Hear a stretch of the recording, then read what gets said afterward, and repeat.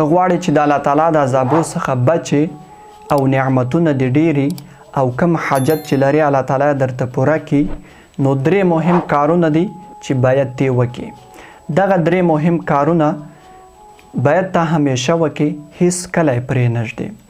اول مهم کار چې ته باید وکړي شکر کول دی. کله چې الله تعالی یو نعمت درکوي د الله تعالی شکر ادا کوه، یا چې په الحال په ژوند کې کم نعمتونه لري لکه مور و پلار، اولاد، روغ صحت، دا د الله تعالی لوی نعمتونه دي چې تا ته درکړي دي. که چیرې ته د الله تعالی د نعمتو ناشکري وکړې، شکر ونه باسې، نو الله تعالی ستا په نعمتو کې کموالی راولي او یا یې ختموي. که چیرې ته د الله تعالی د نعمتونو شکر ادا کړې، نو الله تعالی نعمتونه نور هم درته ډیروي. دا د الله تعالی وعده ده چې خپل د بندگانو سره یې کړې ده.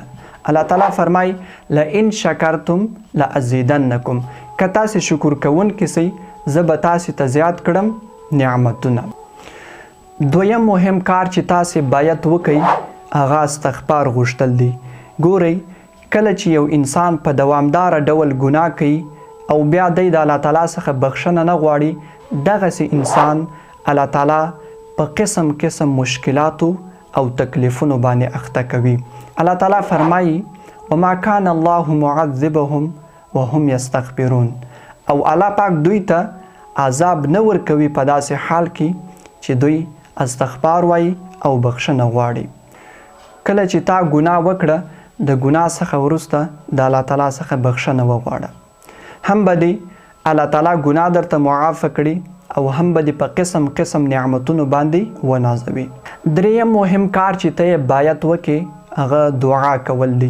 ګوره، که ته په غمونو، مشکلاتو، تکلیفونو کې اخته یې یا کم حاجت لرې، غواړې چې په ژوند کې الله تعالی تا خپل ارمان ته ورسوي، نو ته باید دعا وکړې. الله تعالی خپله فرمایلی دی ادعوني استجب لکم، تاسې دعا کوئ زه یې درته قبلوم. که چیرې دغه 3 مهم کارونه تا خپل په ژوند کې په دوامداره ډول کول، نو ته به په دنیا او آخرت کې یو کامیاب انسان یې. السلام علیکم.